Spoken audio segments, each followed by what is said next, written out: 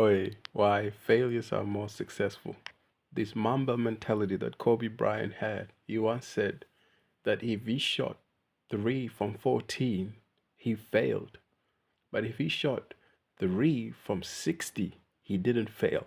I never understood because I play basketball, bro. If you shoot 3 times, or sorry, if you get, let's say, 3 points 3 times, and you missed about 57, how is that success? It makes no sense.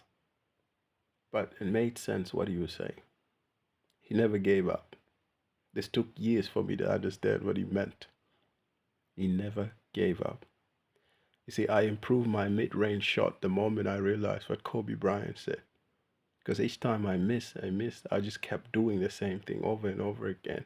Maybe more than 100 times at the basketball courts, I would have to shoot the balls before I leave. But if I get 5 in and I miss hundreds of them, the fact that I didn't give up means that I'm learning and tweaking away my shot. I'm learning to shoot with my fingers instead of throwing it. The arc within the shot, all that. You're learning gradually by failing. You're learning slowly, slowly. You see, people that often fail succeed later because in their failures and not being afraid to fail, they are learning step by step. Whereas the person who is afraid to learn, to fail, never learns anything and often just give up and is scared that other people will judge them. So they don't even want to attempt any more than that. And so that's the biggest failure there.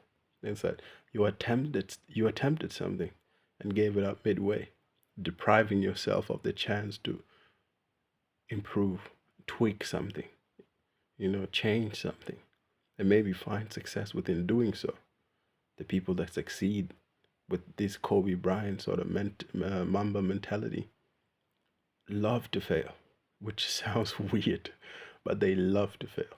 So if people laugh at them, that's sort of a fuel for them to even try even more to prove that person wrong so they can wipe that smile off that person's face. And then it's grueling for them, yes. They're putting themselves through hardship. But in the end, they can sort of see the goal. It's just that within their results, you won't be able to tell. You won't be able to tell the improvement because it's just so minuscule, it's so small. It's a non-factor. You will not think that this person is on a trajectory to succeed, but they know it. And so they sort of stick to something. And each failure is not a closed door.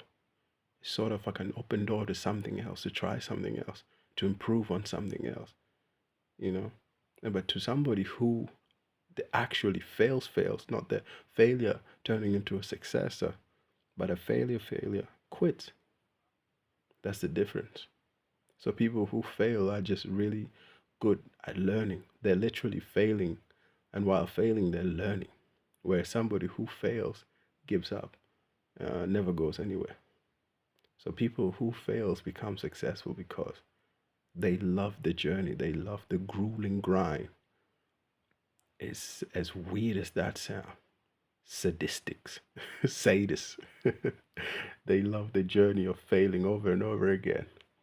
But the most important thing to take away is that you have to understand that in failing, these people are improving. They're literally learning something. So even though they failed to you, that failure was success. And eventually, it turns out to be success.